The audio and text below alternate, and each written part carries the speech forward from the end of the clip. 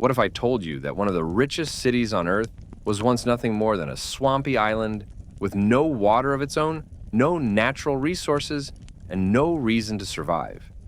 What if I told you that a place now known for shimmering skyscrapers and spotless streets began its journey as an unwanted child, cut off from its family, left to fend for itself with nothing but fear, faith, and stubborn hope? Good evening and welcome back to Wisdom by the Fireside. Tonight in our events story, we trace the path of a nation that had every reason to collapse, and yet somehow found the strength to rise. A story of underdogs, of families holding on in the dark, of leaders who wept behind closed doors, but stood firm in public, and of a people who believed that God had not abandoned them. This is the story of Singapore, the island that went from rags to riches, from despair to miracle. But first, let us pause in the present moment. Look at Singapore today, a city of glittering towers, where finance flows like a river, where airplanes descend into one of the world's busiest airports, where education, technology, and order shine like a beacon across Asia. Walk down Orchard Road, and you will find the world's most expensive brands. Wander through Marina Bay, and you'll see tourists gazing in awe at a skyline that seems plucked from a dream. Ask an economist, and they will tell you, Singapore stands among the wealthiest nations on Earth. But in 1965, that dream was nothing more than a nightmare. The year was one of heartbreak. On the 9th of August, Singapore was expelled from Malaysia. It wasn't just separation, it was rejection. A small island of less than 2 million people suddenly cut loose, left floating in uncertainty. The Prime Minister, Lee Kuan Yew, appeared on television with tears in his eyes. He said, "For me, it is a moment of anguish. All my life I believed in merger with Malaysia. Separation is a moment of anguish I never wanted." And the people? They were terrified. Imagine being a mother in a wooden hut by the river, cradling your child as rain leaks through the roof. You know the island has no oil, no minerals, not even enough clean water. The water has to be piped in from Malaysia, and now Malaysia has turned its back. Jobs are scarce, factories are few, and the British military bases that keep thousands employed are preparing to leave. Around you are neighbors from every race and faith, Chinese, Malays, Indians, and tensions simmer, riots fresh in memory. Could this fragile little island survive? That was the question on every lip. Could Singapore survive? Or would it crumble? Another failed state lost in history. In the mosques, imams prayed for peace. In the temples, candles were lit. In the churches, voices whispered for divine mercy. And across the island, families gathered at their tables and spoke in hushed tones. They were afraid. Yet in that fear, something stirred.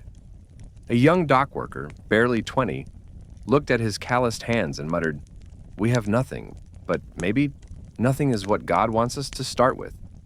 A teacher in a cramped classroom, chalk in hand, told her students, "You are the future of this island. You must study harder than any child in the world."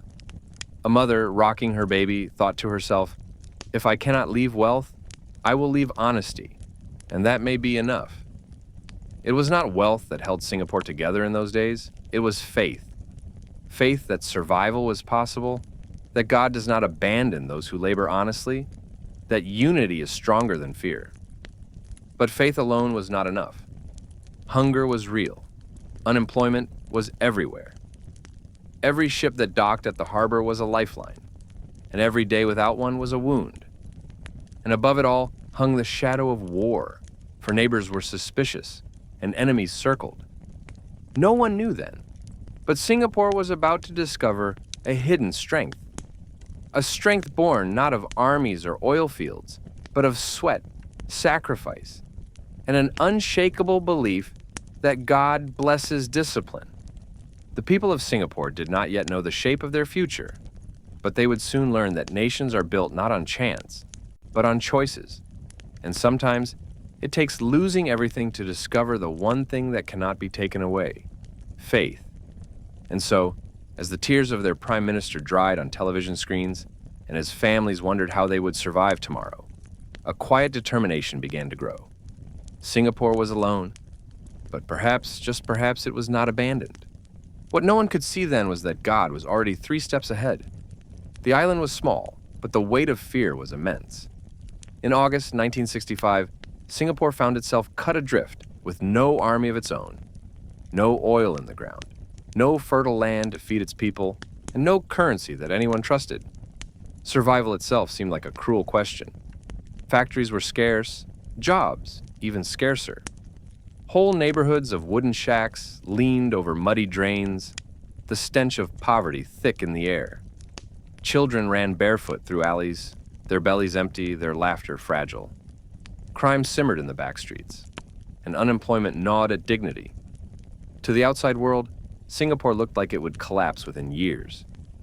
And yet, among the despair, you could hear whispers, not of resignation, but of resolve. Take Mei Lin, a mother in one of the Kampong slums. Each night she patched clothes by the dim light of a kerosene lamp, her husband long gone in search of work that never came. She boiled thin porridge for her children and prayed that tomorrow would not bring sickness, because she could not afford a doctor. One evening, as thunder rolled across the sky, she whispered to her daughter, "We are small, but so is the mustard seed. And when God wills it, even the smallest seed becomes a tree." Far away in the docks, a young man named Rajan hauled crates under the blazing sun. His arms ached, his back burned, but his heart was steady. He had no diploma, no savings, but he carried inside him a stubborn belief. If I can endure one more day, maybe this island can endure one more year. He didn't know it then, but his sweat, and the sweat of thousands like him, would be the cement of a new nation. The government, too, was scrambling for answers. Lee Kuan Yew, still shaken from separation, gathered his colleagues. They had no roadmap, no guarantees, but they had one another, and an unyielding vow to fight for survival. Lee was not without doubt. Behind closed doors, he confided to friends that he feared the worst. He worried about riots tearing the island apart, about neighbors choking off supplies, about the British bases withdrawing and leaving unemployment in their wake. He had moments where he sat in silence, his head in his hands. But then he would rise, adjust his jacket, and say aloud, "We will not fail. We cannot fail. We have nowhere else to go." And this was the dilemma of Singapore. A people with no safety net, no backup plan. An island with no hinterland, no fallback. For every citizen, survival was no longer abstract. It was personal. But what happens when desperation meets discipline? When fear collides with faith? It began first with a commitment to unity. Singapore was a patchwork of races and religions. Chinese, Malays, Indians, Muslims, Christians, Buddhists, Hindus. In the past, riots had torn communities apart. Now, survival depended on harmony.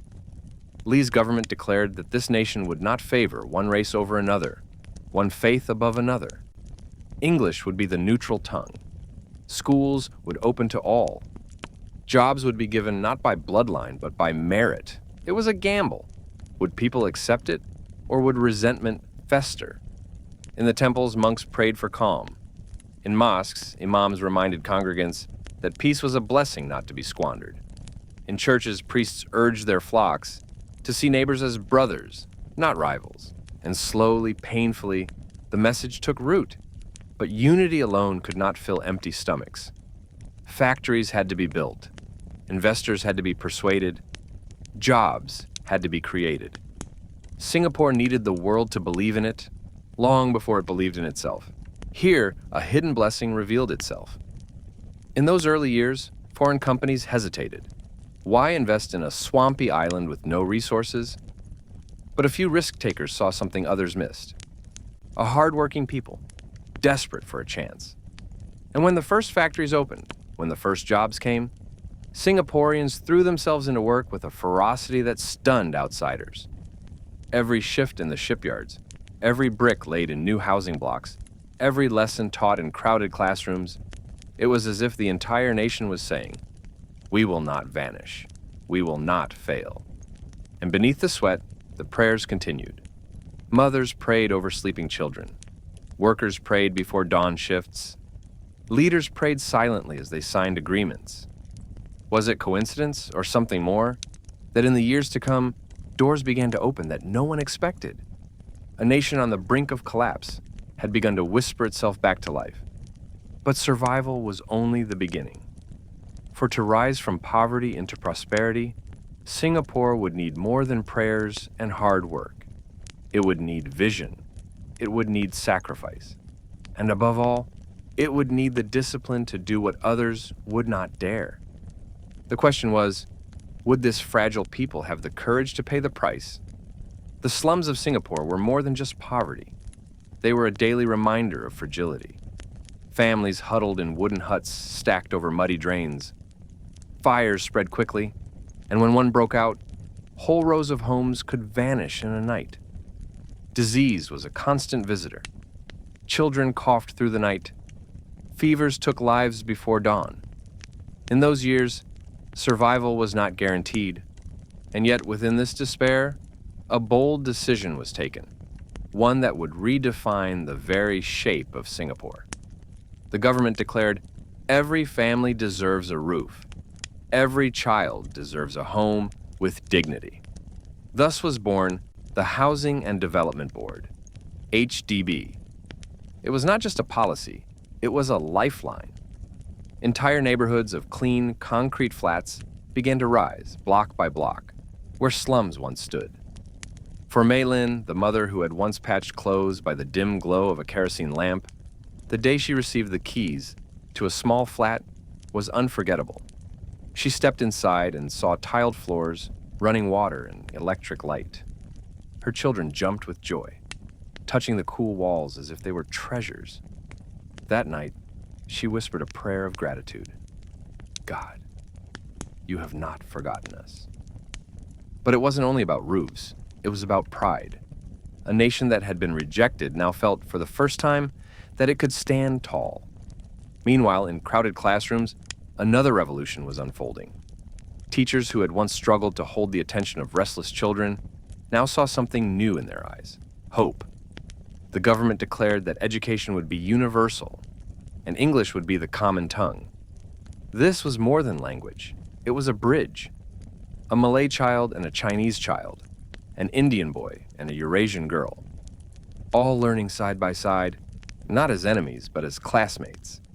One teacher, Mrs. Tan, remembered her students squeezed into a single classroom, desks too few, textbooks worn.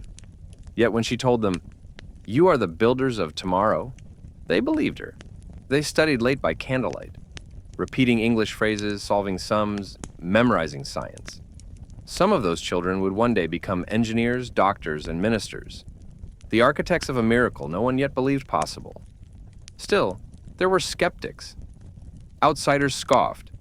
How can this tiny island, with no oil, no minerals, no land, hope to compete? What will they export? Their sweat? Yeah, their sweat. But not only sweat, vision too. The government, with trembling hands and bold hearts, invited foreign investors. Factories were built, shipyards expanded, trade routes secured. And slowly, jobs began to appear. Rajan, the dock worker whose back had bent under endless crates, suddenly found himself training in new skills.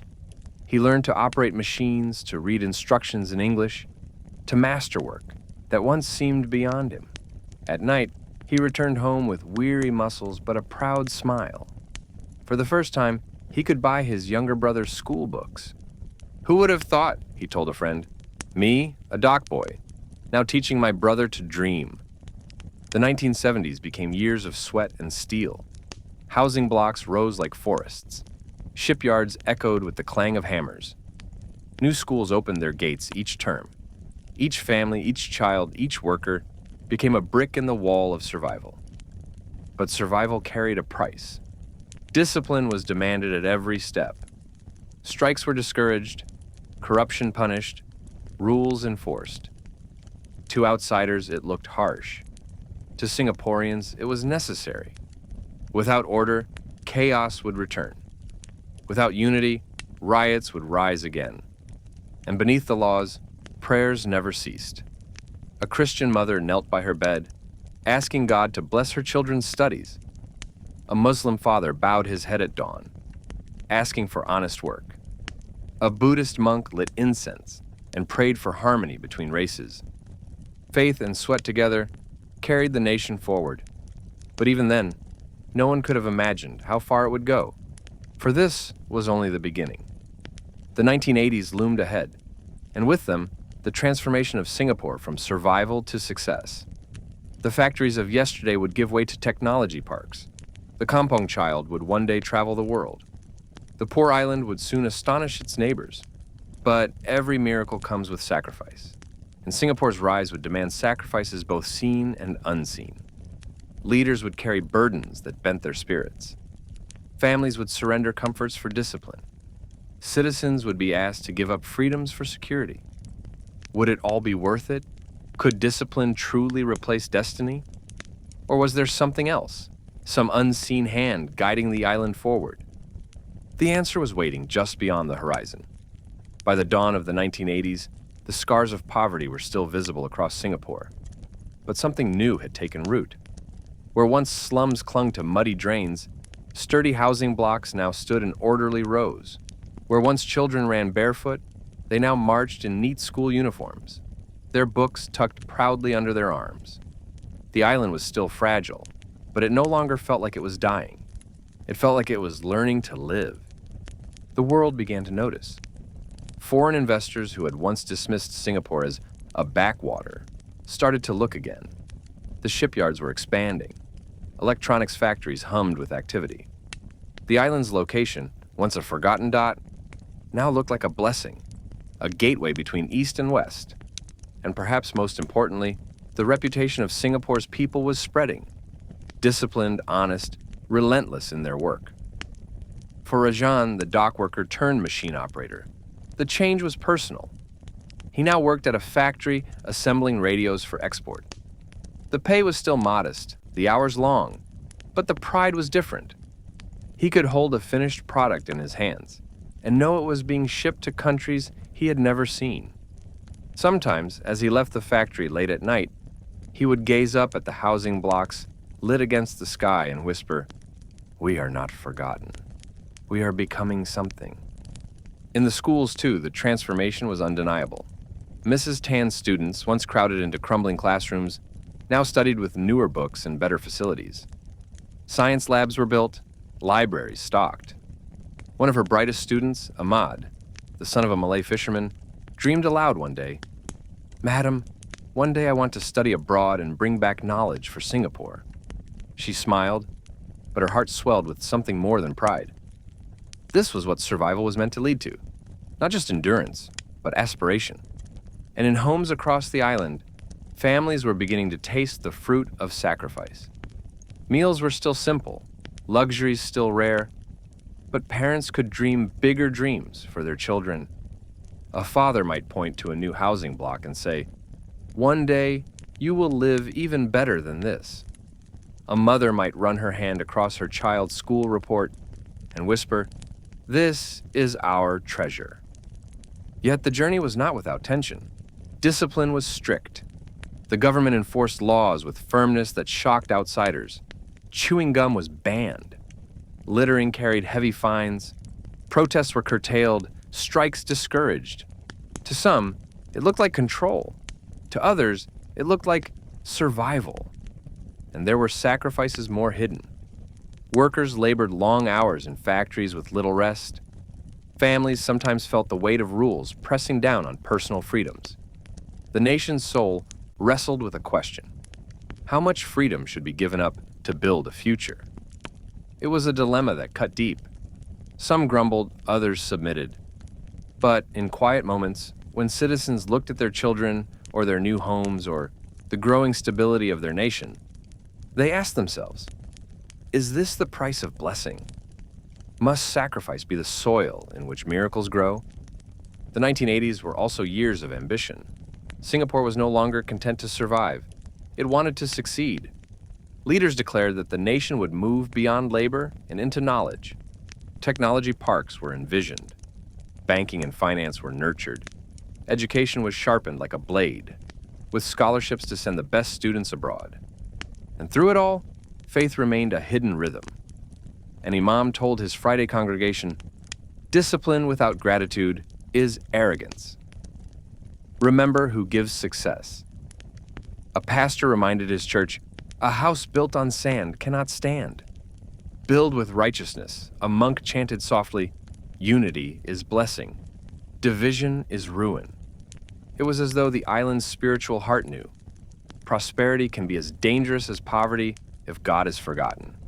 Still, the rise was undeniable. By the late 1980s, Singapore had one of the busiest ports in the world. The once hungry island now exported goods across continents. The skyline began to change, with new towers climbing toward the heavens. Visitors stepped off airplanes and marveled that this tiny island, once dismissed as doomed, was now pulsing with life. But success carries its own risks. Would prosperity harden hearts? Would unity fray under wealth? Would the nation remember the tears of 1965, or would it forget? No one knew. But one thing was clear. Singapore was no longer fighting merely to survive. It was being tested, not by hunger, but by abundance. And that test, perhaps, would prove even greater. By the late 1980s, the island that once wept over separation was beginning to dazzle the world. The cranes of the shipyards swung like great arms over the harbor. Factories glowed through the night, and the port of Singapore, once a struggling lifeline, had become one of the busiest in the world. Prosperity was no longer a distant hope. It was becoming reality. And yet prosperity carried questions that poverty never asked. For Mei Lin, the mother who once prayed over thin porridge, life had changed. Her children were now grown, living in flats with running water and reliable electricity. Her eldest son worked as a technician in an electronics plant. Her daughter's a clerk in a bank. On weekends, they brought their children, her grandchildren, to visit. The little ones came dressed in clean uniforms, speaking English with confidence. Their future's already brighter than anything she could have imagined. But one evening, as she sat on the balcony of her HDB flat, watching lights flicker across the city, Mei Lin whispered a question to herself. "We have roofs, jobs, schools, but will we keep our souls?" She had seen neighbors begin to compete for status. Better furniture, newer cars, shinier jewelry. The struggle had shifted. Once, it was survival. Now, it was pride. In the factories, Rajan too had noticed the change. Once, workers were grateful simply for jobs. Now, some grumbled about wages, about long hours, about discipline. Rajan himself earned more than ever before, enough to move his family into a bigger flat, enough to send his younger brother to Polytechnic. But sometimes he wondered, we fought so hard to survive. Will success make us forget the hunger that taught us gratitude? The dilemma of abundance had arrived, and the government knew it. Lee Kuan Yew warned his people, prosperity can ruin a people faster than poverty. We must remain disciplined, or we will lose everything we have built. So rules remained firm. Littering fines were enforced, public order tightly guarded, corruption punished without mercy. To outsiders, Singapore seemed severe. To Singaporeans, it was a reminder. Survival had demanded discipline, and prosperity required it even more. But beneath the steel of rules, the heartbeat of faith still pulsed. In mosques, imams reminded their congregations, "Do not let wealth blind you. Remember who gave it in temples." Monks urged worshippers, "Greed is fire. Contentment is peace." In churches, pastors preached, "What does it profit a man to gain the world, yet lose his soul?" And yet, temptations grew. Gambling halls whispered promises of quick fortune. Corruption lurked at the edges of business deals. Pride crept into conversations. Who lived in the tallest block? Who drove the newest car? The 1990s brought a new chapter, the leap into a knowledge economy. Singapore was no longer just a place of shipyards and factories. It became a hub for banking, finance, and technology. The island that once begged for investment now became a magnet for it. Banks rose like fortresses of glass and steel. Universities expanded, drawing students from across Asia. The airport swelled with travelers, turning Singapore into a crossroads of the world. Ahmad, once Mrs. Tan's bright student in the crowded classroom, had fulfilled his dream. He studied abroad, returned as an engineer, and now worked in a gleaming technology park. He remembered his childhood, when his father mended fishing nets to keep food on the table. Now he designed systems that would serve global companies. And yet, sometimes, he caught himself staring at his reflection in an office tower's glass and asking, "Am I still the boy who prayed for books? Or have I become someone else?" For Singapore, the transformation was breathtaking, but it was also humbling. The nation had discovered that survival is a teacher, but success is an examiner. Poverty had demanded endurance. Wealth now demanded humility. The streets grew cleaner, the skyline taller, the economy stronger. But behind the beauty of progress, a question lingered like smoke. Would Singapore remember the tears of 1965? Or would abundance blind it to the faith and sacrifice that had built its miracle?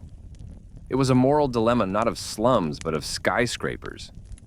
And in quiet moments, on balconies, in prayer halls, in classrooms, that question refused to go away. Because nations, like people, are always tested. First, by scarcity, then by abundance. And the greater test was only just beginning. The 1990s had brought skyscrapers, technology parks, and a reputation as the little giant of Asia. Singapore was no longer begging for survival. It was standing tall among nations. But then, like a sudden storm across calm seas, came the Asian financial crisis of 1997. Across the region, currencies collapsed, economies buckled, and governments trembled. Nations that had seemed unshakable just months earlier fell into recession overnight. Fear once again crept into boardrooms, classrooms, and kitchens. For Singapore, the crisis was both an echo and a warning. The memory of 1965 had never fully faded, and now those old fears stirred again. Would the miracle unravel? Would years of sacrifice be swept away in a tide of financial panic? The newspapers carried grim headlines. Companies froze hiring. Some workers lost jobs. Families worried about mortgages, about savings, about whether the climb from poverty would slip backward. In her HDB flat, Mei Lin, now a grandmother, sat at the table with her grown children. They spoke of tightening belts, of cutting expenses, of preparing for hard times again. Mei Lin listened quietly, then said, "We survived on nothing once. Do not fear. God carried us then. He will carry us now." Her words were not just comfort, they were memory. And memory is powerful. For Rajan, the dockworker turned factory operator, the crisis felt personal. His factory announced pay cuts. He returned home weary, his hands trembling as he told his wife. But then he remembered his younger days, when hunger had been worse, when roofs leaked and water was scarce. He looked at his children, now teenagers in school, and said, "We will endure. This storm will pass." And in classrooms, teachers like Mrs. Tan reminded their students that crises were not ends, but tests. She told them of the early years when riots and hunger had nearly undone the island. "Discipline carried us then," she said. "It will carry us again." The government acted with swiftness. Reserves were guarded like treasure. Banks were stabilized. Jobs were preserved wherever possible. And though the pain was real, Singapore did not collapse. Its currency held firmer than many of its neighbors. Its streets did not erupt in chaos. Its institutions remained intact. Why? Some said it was discipline. Some said it was foresight. And some said it was blessing. God's unseen hand preserving a nation that had refused to bow to despair. In mosques, imams urged their congregations to trust in God's provision. In churches, pastors reminded believers that riches come and go, but integrity endures. In temples, monks counseled patience, saying, "Storms are not forever." And slowly, the storm did pass. By the turn of the millennium, Singapore emerged shaken, but not shattered. Its reputation for resilience deepened. Investors noticed, if Singapore could withstand such storms, was it not safer than others? If its people could remain orderly in crisis, was it not worth trusting? The nation's miracle grew, not in spite of hardship, but because of it. Each crisis seemed to forge its character deeper. Each setback became a teacher. Yet, prosperity returned, and with it, the same questions Mei Lin had whispered years before. Would wealth make Singapore forget? Would skyscrapers blind its people to the tears that built their foundations? In the late 1990s, a young student named Aisha struggled with this question. She grew up in a clean flat, attended good schools, and traveled abroad for holidays. Her grandparents told her stories of hunger and fear, but to her they sounded distant, almost unreal. One day, after complaining about a delayed flight, her grandfather Rajan scolded her gently. "Do not forget, child. We once had no planes, no wealth, no certainty. Everything you see is blessing. Blessings must be guarded with gratitude." Aisha fell silent. For the first time, she realized that her comforts were not accidents. They were inheritances, purchased with sweat and faith. The crisis of 1997 had not destroyed Singapore. It had reminded the island that survival was not guaranteed, that discipline was fragile, and that faith was still needed. As the new millennium dawned, Singapore stood again as a shining city. But the test was far from over. The world was changing. Globalization brought opportunity, but also competition. Technology opened doors, but also created pressures. And in 2003, another storm would come. Not financial, but invisible, silent, and deadly. A virus would creep through the island, testing not just its economy, but its spirit. The question returned, would Singapore's unity and faith endure, or would fear divide it once again? The year was 2003, and Singapore was thriving again. The city's skyline sparkled, its airport buzzed with travelers, its economy had rebounded from the Asian financial crisis. But then came something invisible, silent, and merciless. It began with whispers, an unusual illness, a mysterious pneumonia spreading from abroad. Then came the name that would haunt Singapore's streets, SARS, Severe Acute Respiratory Syndrome. At first, people thought it would pass quickly, just another flu. But soon hospitals filled with patients struggling to breathe. Nurses fainted from exhaustion. Families were told not to visit their sick. And then came the deaths. Each announcement echoed like thunder across the island. A doctor, a mother, a child. Fear gripped Singapore tighter than any financial crisis ever had. For Mei Lin, now an elderly grandmother, the memories of poverty returned as she sat in her flat, watching the news. Except this time, the enemy was not hunger. It was something she could not see. Her children urged her to stay inside, to avoid markets, to avoid crowds. She nodded, but at night, as she prayed, she whispered, "God, we survived when we had nothing. Will you protect us now that we have everything to lose?" In the hospitals, heroes quietly rose. Doctors and nurses donned masks, gloves, and gowns, risking their own lives to treat the sick. Some fell ill themselves. Some never returned home. One nurse, Grace, remembered how she held the hand of a frightened old man in an isolation ward. He could not see his family. No one was allowed near. His eyes filled with tears as he whispered, "Am I dying alone?" Grace squeezed his hand and said, "No, uncle. You are not alone. God is here, and I am here." The next morning, he passed away. Grace herself tested positive days later. Stories like Grace's rippled across Singapore. The newspapers called them tragedies. But for many Singaporeans, they were more than that. They were reminders of sacrifice, of faith, of unseen strength. Fear, however, was everywhere. Families taped plastic sheets over their doors, afraid of air carrying death. Schools closed, playgrounds fell silent, businesses shuttered. Taxi drivers refused passengers. Neighbors eyed one another with suspicion. The city, once alive with noise, grew quiet, as if holding its breath. And yet, in that silence, something else stirred. Communities began leaving meals at the doors of families in quarantine. Religious leaders held joint prayers across faiths, asking God to protect the island. Children drew pictures of masked doctors and wrote, "Thank you," on them. Strangers, who might once have walked past one another, began nodding, acknowledging that survival was no longer individual, it was collective. The government enforced quarantines strictly, even placing cameras outside homes. To some, it felt harsh. To others, it was necessary. But beyond rules, what saved Singapore was something deeper: the willingness of ordinary people to sacrifice for one another. Rajan's daughter, now a young nurse, wrote in her diary, "I am afraid every day, afraid to bring death home. But if we give up now, who will care for the sick? God, give me strength."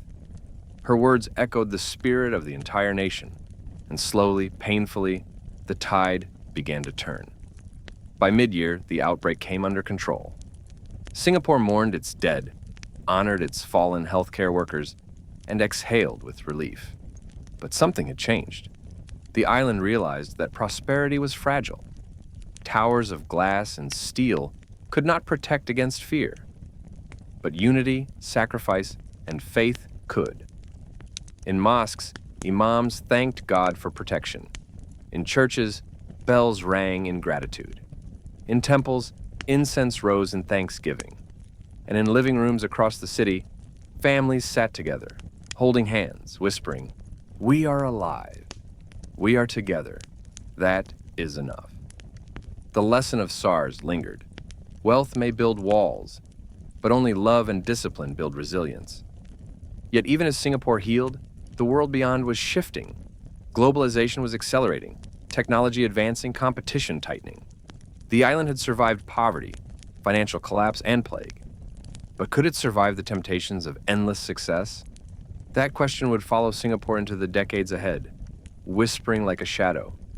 Do blessings make us grateful or forgetful? By the 2000s, Singapore had become a symbol. Around the world, it was called the Miracle Nation, the place that went from slums to skyscrapers in a single generation. International leaders praised its clean streets, its thriving port, its world-class airport. Economists wrote books about its discipline. Tourists arrived and marveled, how can such a tiny island shine so brightly? But inside Singapore, new questions were rising. With prosperity came new challenges. Immigration surged as workers from across Asia arrived, filling construction sites, cleaning homes, driving buses, and building the very skyline tourists admired. For many Singaporeans, it was a reminder of their own grandparents who had once been laborers. But for others, it stirred unease. Jobs felt more competitive, homes more crowded, the culture more stretched. At dinner tables, families debated. A father might say, "We were once poor. Should we not welcome others who come with the same hunger?" A mother might reply, "Yes, but what if our children lose their chance?" The dilemma was real. Compassion pulled one way, survival the other. Mei Lin, now frail and silver-haired, often shook her head when she overheard such conversations. She remembered when her own husband had struggled for work, when her children had survived on thin porridge. One evening, she told her grandchildren, "Do not forget, we were once the strangers, the weak, the rejected. God helped us then. How can we not help others now?" Her words carried weight, but not all agreed. The test of wealth is not hunger, it is empathy. At the same time, inequality began to whisper across society. Most Singaporeans lived in comfort, but not all shared equally in the miracle. Some families felt left behind, working long hours, yet struggling to afford rising costs. Parents asked quietly, "Will our children still rise as we once did? Or has the ladder grown steeper?" In schools, teachers saw the difference. Some students carried laptops and tablets, while others still shared secondhand textbooks.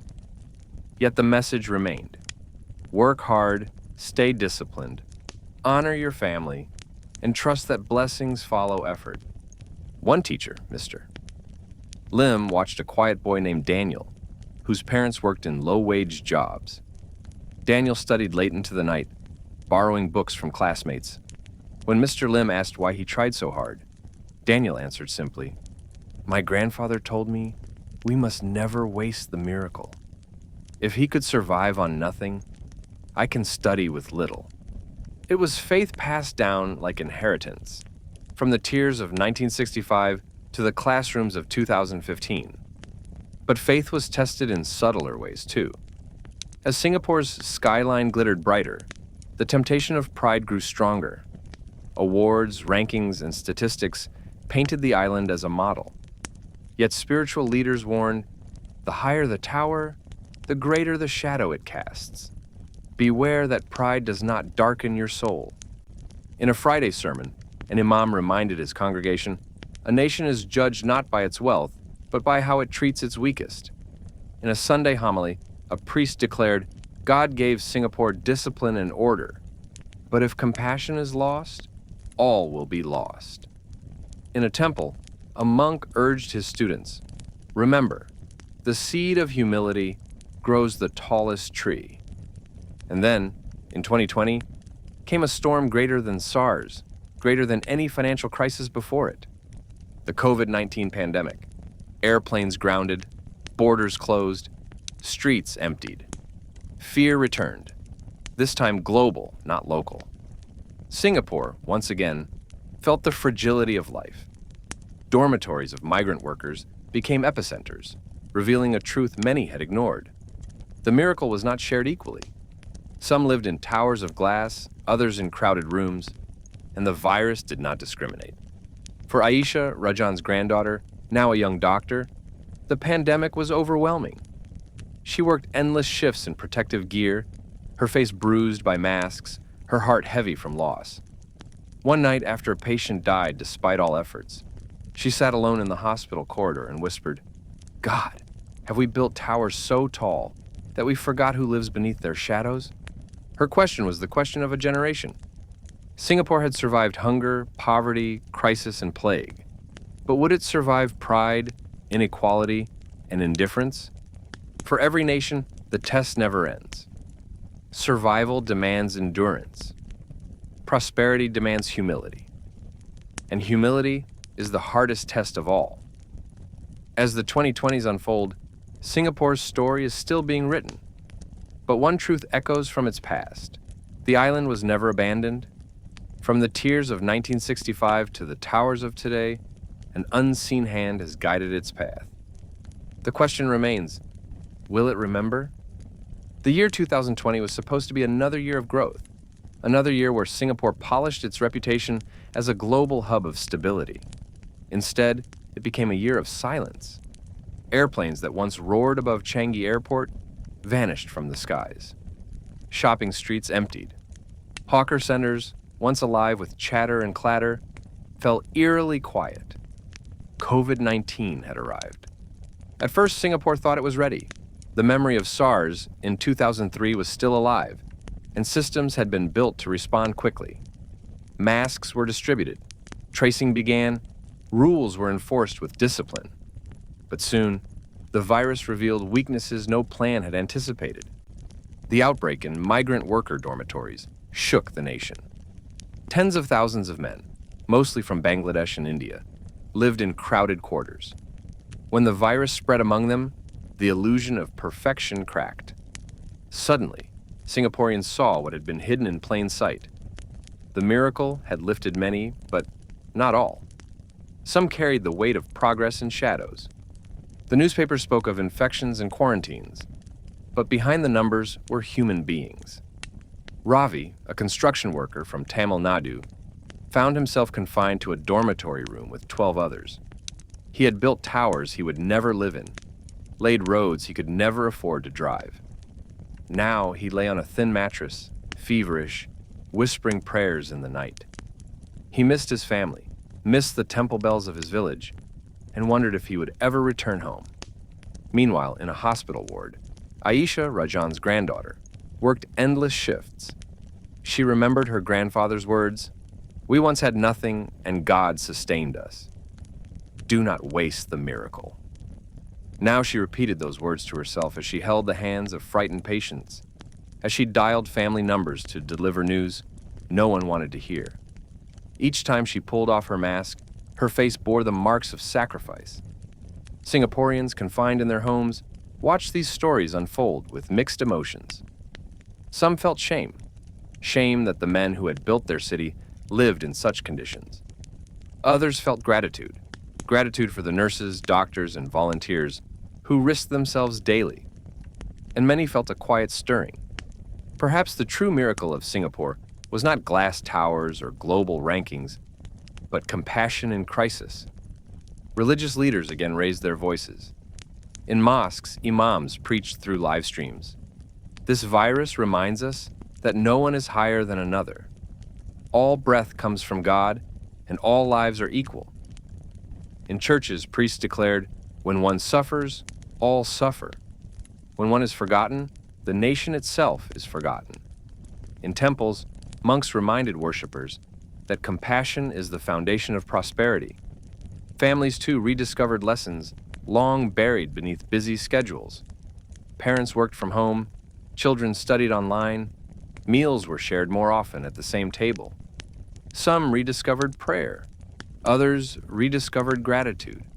Many whispered at night, "Thank you, God, for health, for breath, for another day." Yet, the test was not only about health, it was about memory. Would Singapore remember that its miracle was built on sacrifice and faith? Or would it slip into pride again when the storm passed? When vaccines arrived, hope returned. Slowly, the city opened its doors, its people masked but determined. Businesses revived, schools reopened, and once again, planes descended into Changi's runways. The skyline glittered anew, but some things had changed forever. Singaporeans now spoke more openly of inequality, of the need to honor the migrant workers who had borne so much of the nation's burden. Volunteers continued to bring meals, charities worked harder, and a sense of shared humanity deepened. For Aisha, the young doctor, the pandemic left scars. She had seen too much death, too many tears, but she also saw something she would never forget: the resilience of her people. One evening after a long shift, she stood on the hospital rooftop, gazing at the skyline. The towers glowed against the night, but what she saw was not steel and glass. It was the unseen hands that had built them. The sweat of her grandfather, the prayers of her grandmother, the discipline of her parents, and the faith of countless, nameless workers. She whispered, "God, you have carried us again. Let us never forget." The pandemic did not destroy Singapore. It revealed it. Revealed its cracks, yes, but also its compassion. Revealed its fragility, but also its faith. Revealed that beneath the glitter of wealth, the true strength of a nation lies in its humility. And so, as the world emerged from COVID-19, Singapore stood again, not untouched, but tested. Its story had entered a new chapter, one that asked not how rich can a nation become, but how righteous can it remain? Because in the end, every crisis, whether hunger, poverty, or plague, asks the same question: do we remember who carries us? By the mid-2020s, Singapore stood as one of the wealthiest nations on Earth. Its skyline drew gasps from travelers. Its airport was crowned the best in the world. Its students scored among the highest in global rankings. Investors trusted it, tourists admired it, and leaders across continents pointed to it as a model of discipline and governance. From the outside, the story looked complete. A tiny island that had once been cast aside had become a giant. From third world to first in a single generation. A miracle. But every miracle carries a shadow. Inside Singapore, quiet questions lingered. Inequality had not vanished. The old kampong spirit, once essential for survival, seemed weaker in the glare of wealth. Families worried that their children, raised in abundance, might lose the hunger that had built the nation. Religious leaders spoke more often of humility. warning that pride is a subtler enemy than poverty. For Mei Lin, now in her twilight years, these questions weighed heavy. From her balcony, she watched her grandchildren scroll on glowing screens, their world so different from the one she had known. One evening, she told them, "When I was your age, we had nothing but faith. Now you have everything but sometimes forget faith. Do not lose what carried us." Her words were not scolding, they were pleading. Meanwhile, Aisha, the young doctor who had battled COVID, carried her own reflections. She had seen both the brilliance and the cracks of her nation. She loved Singapore, but she feared for its soul. At a seminar abroad, someone asked her, "What is the secret of your country's success?" She paused. She could have spoken of policies, of discipline, of education, but instead she said, "The secret is that we never had the luxury of giving up, and perhaps we were carried by more than we realized." The audience leaned forward. "What do you mean?" Aisha replied softly, "We believe in unseen blessings, that when you do your part with honesty, something greater does the rest." Her answer surprised even herself, but it was true. For behind every statistic, every skyscraper, every policy, there had always been prayers, sacrifices, and faith that no chart could measure. The world often spoke of Singapore as a success story of discipline and governance, but those who lived its journey knew it was more. It was a story of grace, a story of being rejected yet rising, a story of being fragile yet preserved, a story that whispered again and again, "You were never abandoned." Still, new dilemmas pressed in. With global wealth came global scrutiny. Climate change threatened low-lying islands. Aging populations strained resources. Competition for talent grew fierce. Could Singapore remain a miracle forever? Or was it destined, like all nations, to rise and eventually decline? Rajan, long retired, sometimes pondered this as he walked past the harbor he once labored in. He saw containers stacked high, ships from every nation docking, cranes towering like guardians. He shook his head in wonder, remembering the days when a single ship felt like salvation. But he also whispered a prayer. "God, keep us humble. Let us not think we built this alone." Because the hidden twist of Singapore's story was this: its greatest strength was never its wealth, but its weakness. Weakness forced it to unite. Weakness forced it to be disciplined. Weakness forced it to lean on unseen strength. And if the nation forgot that, if it forgot the tears of 1965, the hunger of the slums, the fear of the crises, the sacrifices of its workers and doctors, then even its glittering towers would stand on sand. This was the paradox of the Singapore miracle. Prosperity was both its triumph and its test. The story was not over. It was still being written, in classrooms, in hospitals, in prayer halls, in the quiet choices of ordinary Singaporeans. Each generation would decide whether the miracle was preserved or squandered.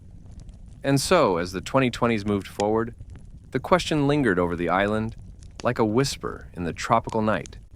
Will Singapore remember who carried it? Or will it forget? Because nations rise and fall. But miracles endure only when gratitude does. History is not written only in books. It is written in the lives of ordinary people. And Singapore's miracle, for all its skyscrapers and statistics, can be traced in the stories of its families. Mei Lin's story began in a leaking hut by a muddy drain, where she fed her children thin porridge and prayed for tomorrow. Today, she sits in an HDB flat, surrounded by grandchildren who know nothing of hunger.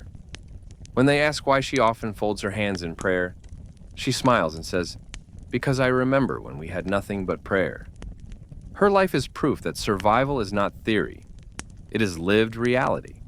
And that memory is a gift, passed down like treasure. Rajan's story began on the docks, his back bent under crates heavier than his body. He once labored without certainty, only with hope that his sweat meant something.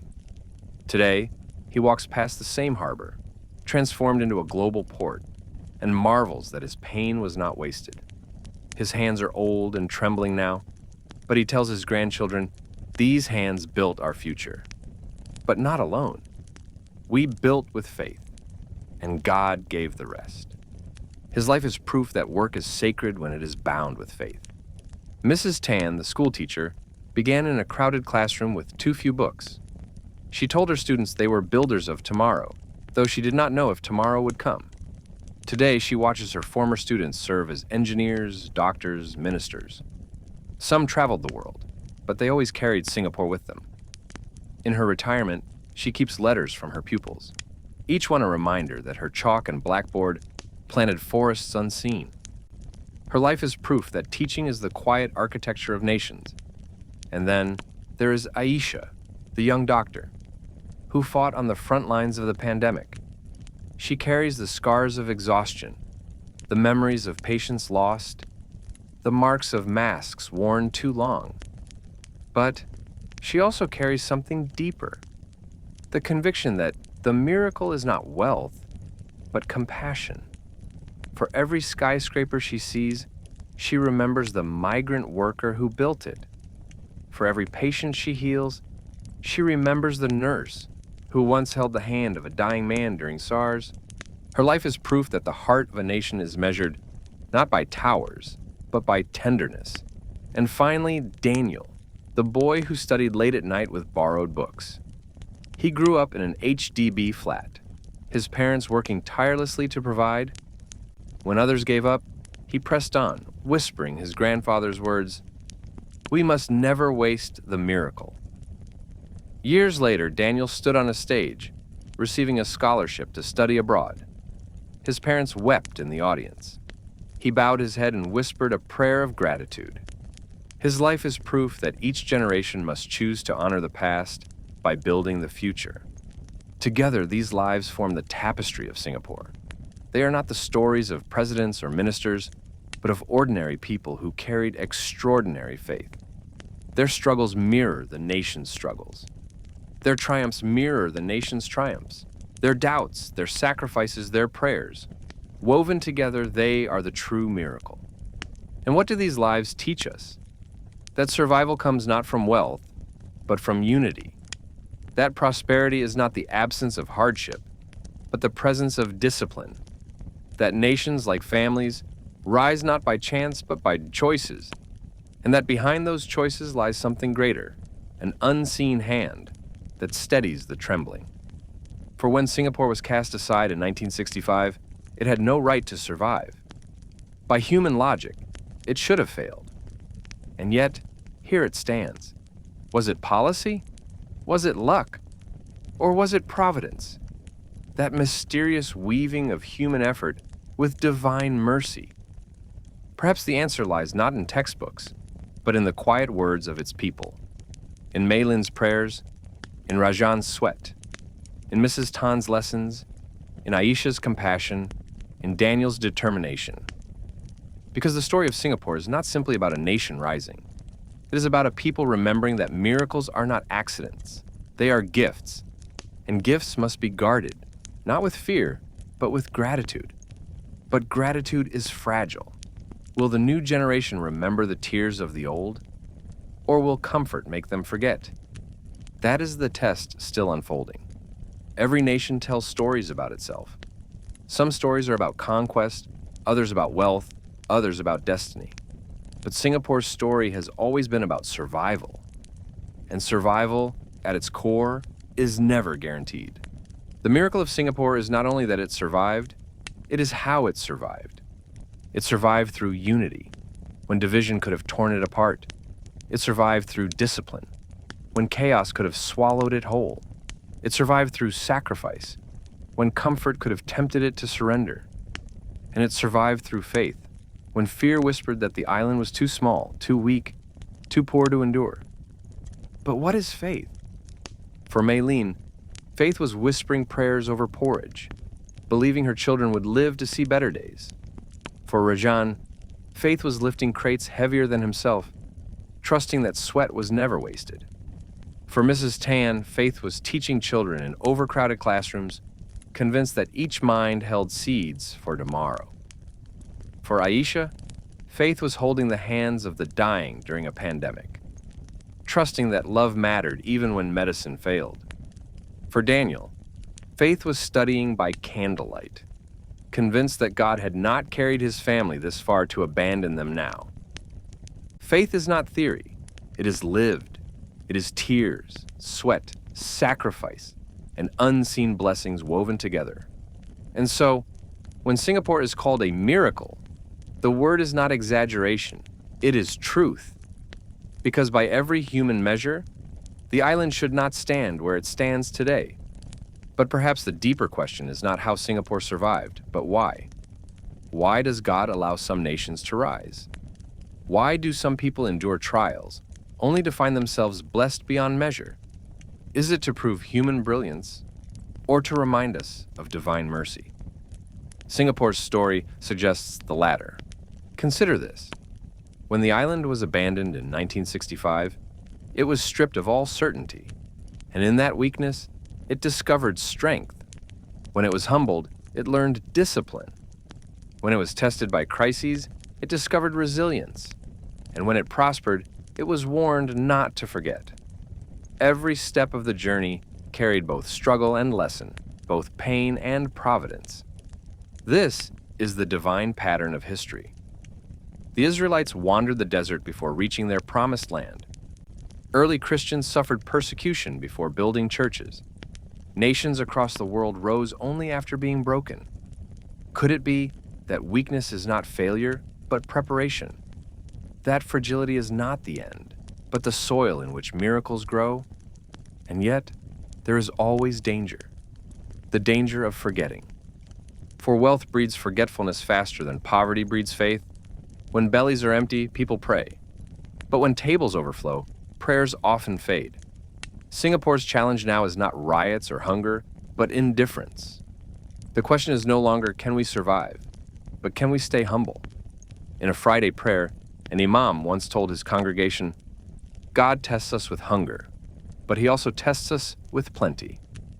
Hunger asks if we will endure. Plenty asks if we will remember. In a Sunday homily, a priest reminded his flock, the miracle of Singapore is not skyscrapers. It is faith. Lose that, and we lose everything. In a temple, a monk whispered, prosperity is like a flame. It can warm or it can burn. Handle it with reverence. The voices differ, but the truth is the same. Gratitude is the foundation of survival. And so, the story of Singapore is not finished. Its towers may rise higher, its economy may grow stronger, but the real question lies within its people. Will they remember the tears of their grandparents, the prayers of their mothers, the sacrifices of their fathers? Or will they forget? The Singapore miracle is not a tale of policies or leaders alone. It is a living testimony that nations, like people, are carried when they choose faith over fear, unity over division, sacrifice over selfishness. And if that choice is made again and again, perhaps the miracle will endure. But if it is forgotten, then even the tallest towers will crumble. Not by war or poverty, but by pride. The test of Singapore is the test of all humanity. Will we recognize that blessings are not accidents, but gifts? And if they are gifts, will we guard them with humility? The story leaves us with a question, one that echoes beyond the island, beyond Asia, across the world. When miracles happen, do we call them luck, or do we bow our heads and call them grace? Every generation writes its chapter in the book of a nation. Some chapters are filled with hunger, others with hard work, others with hope. Singapore's book now stretches across decades, and each page carries the fingerprints of ordinary lives. Maylin's chapter is almost complete. She sits by the window of her flat, her hands frail, her eyes still sharp. She remembers the hut where rain leaked through the roof. She remembers porridge cooked thin to stretch one more day. She remembers praying over children who had no shoes. And now, when her grandchildren ask why she prays every night, she tells them gently, because gratitude is the only way to keep blessings alive. Her chapter is one of endurance and of remembrance. Rajan's chapter 2 draws near its close. His back, once bent under crates, is now bent with age. But when he walks along the harbor, he does not see pain. He sees victory. He remembers the sweat, the exhaustion, the hunger, and he remembers the faith that whispered, "Keep going." It will matter now. When he sees containers stacked like mountains, ships from every continent docking in order, he smiles. I once carried a crate. Now we carry the world. His chapter is one of sacrifice and of reward. Mrs. Tan's chapter is written in chalk and ink. She no longer teaches, but her former students still visit her, bringing their children, thanking her for believing in them. She looks at them and sees proof that nations are not built by politicians alone, but by teachers who light fires in young minds. She tells her visitors, remember to teach your children that success is not pride, it is responsibility. Her chapter is one of seeds and of harvest. Aisha's chapter is still being written. The pandemic tested her like no exam ever could. She carries the weight of loss, but also the fire of compassion. She knows that Singapore's miracle must not be measured only in towers, but in tenderness. When she speaks to young medical students, she tells them, science heals bodies, love heals souls, and nations survive when both are honored. Her chapter is one of compassion and of calling. And Daniel's chapter is just beginning. He has earned his scholarship, but he carries more than books in his luggage. He carries the words of his grandfather. Never waste the miracle. He knows his journey is not about personal success, but about stewardship. Will he use his knowledge for pride or for service? The future waits for his answer. His chapter is one of promise and of responsibility. Together, these lives are Singapore. Not its skyline, not its statistics, but its spirit. Each generation carries both blessing and burden. Each generation must choose whether to honor the past or forget it, and the moral questions linger, heavy and unavoidable. Do we remember that prosperity is fragile? Do we teach our children that wealth is not the measure of worth? Do we see the unseen hands, the workers, the teachers, the nurses, the prayers that built our nation? Do we call our blessings luck?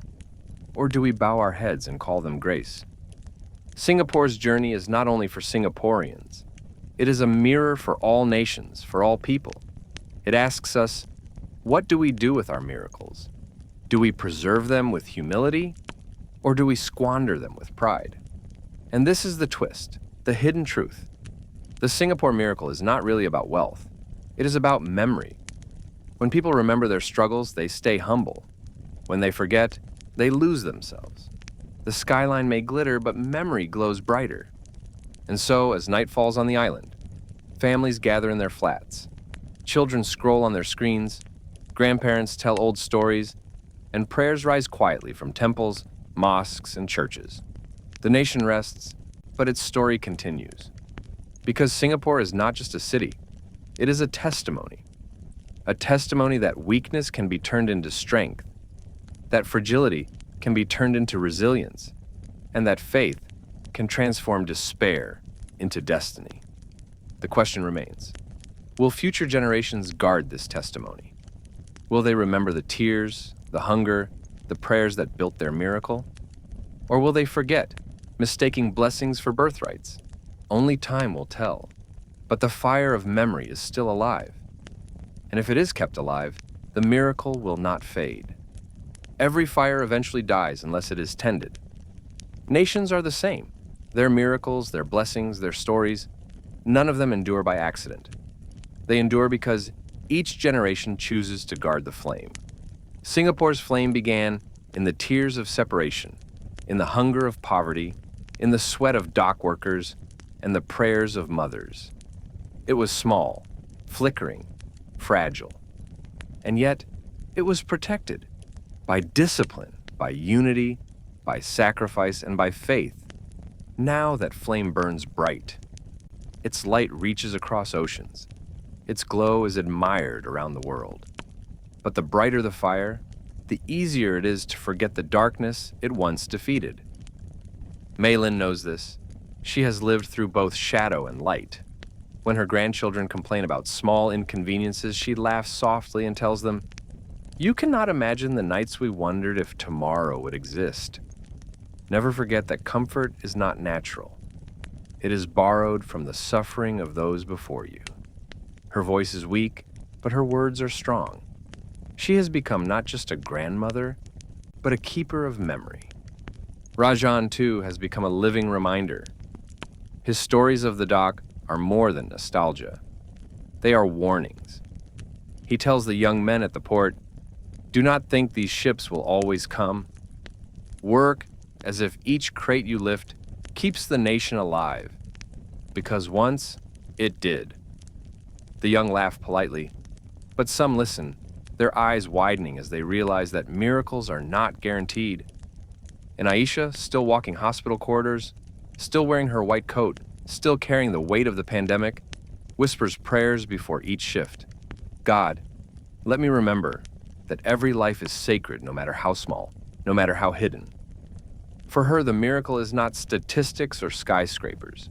It is the breath of a patient, the touch of a hand, the dignity of compassion. Daniel, on the other hand, stands on the threshold of tomorrow. His scholarship has opened doors, but his choices will determine whether those doors lead to pride or service. When asked why he studies so hard, he answers simply, "Because my family built this miracle with tears. I will not let it die with forgetfulness." These lives are the threads. Woven together, they form the cloth of a nation. And that cloth is beautiful not because it is flawless, but because it is resilient. Torn, patched, stretched, tested, and still whole. But the story of Singapore is not only for Singapore. It is a mirror for every listener by this fireside tonight. It asks you, what is the miracle in your own life that you have forgotten? What struggles did your parents or grandparents endure so you could sit where you sit now? Do you treat your blessings as accidents or as gifts? And most importantly, when the time comes, will you pass memory down or will you let it fade? Because miracles are not meant to be admired like statues. They are meant to be remembered, lived, and guarded. The Singapore miracle whispers a universal truth. God does not abandon those who endure with faith. The island should have perished, but it rose. Families should have broken, but they held. Unity should have cracked, but it endured. Prosperity should have blinded, but reminders of humility kept returning. Do we call that coincidence, or do we call it grace? Perhaps the final lesson is this: prosperity is not the destination. It is another test. And only gratitude passes that test. Tonight, as we sit by this fireside, let us remember that nations rise and fall, but values endure. Wealth fades, but faith remains. And the miracle of Singapore is not skyscrapers. It is the unseen hand that lifted a fragile island into strength. And if such a miracle could happen to a nation with nothing, what miracle might still happen in your life? The answer lies not in resources, but in remembrance. A nation's story is never just about borders or buildings. It is about memory. And memory is fragile. It can be kept alive by gratitude or lost to pride. Singapore's memory begins with tears. The tears of a prime minister on television in 1965, fearing his people would not survive. The tears of mothers cooking thin porridge. The tears of workers praying their sweat was not wasted. These tears watered the soil of the island, and from that soil rose towers of glass, ports of steel, schools of excellence. But miracles are not meant to glorify towers. They are meant to glorify truth. The truth that weakness can become strength. The truth that hunger can teach humility. The truth that unity is stronger than division. And the truth that faith carries where human effort ends. For every Singaporean, the story is both pride and warning. Pride that the island rose against all odds. Warning that if gratitude fades, the miracle fades with it. Maylin's prayers are not just the whispers of an old woman. They are reminders that blessings are fragile. Rajan's stories of sweat are not just nostalgia. They are testimonies that labor, when bound with faith, becomes sacred. Mrs. Tan's chalk marks are not just lessons. They are proof that education is hope written into young hearts. Aisha's compassion is not just medicine. It is the soul of a nation refusing to forget its humanity. Daniel's determination is not just ambition. It is the next chapter waiting to be written. Together, they embody a truth larger than Singapore. Nations, like families, are carried by ordinary people who choose extraordinary faith.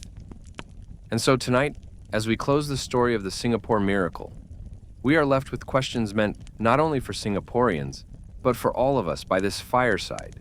Do we remember the struggles that gave us our blessings? Do we teach gratitude to our children? Or do we let them believe comfort is natural?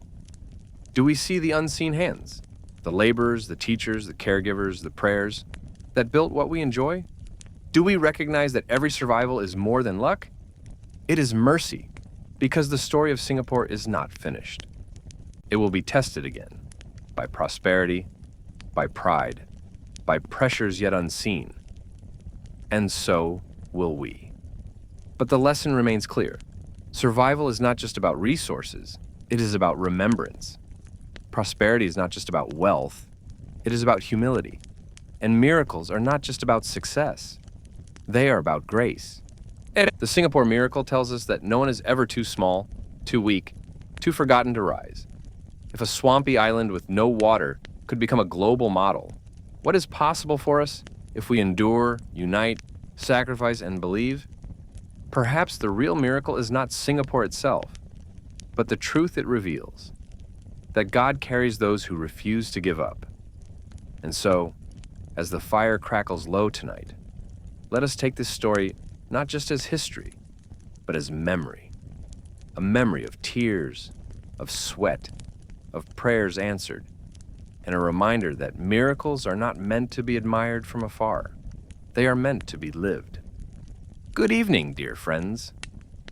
Thank you for sitting with us once more by the fireside. If the story touched your heart, share it with the ones you love. And if you would like to listen to more like it, you know where to find us.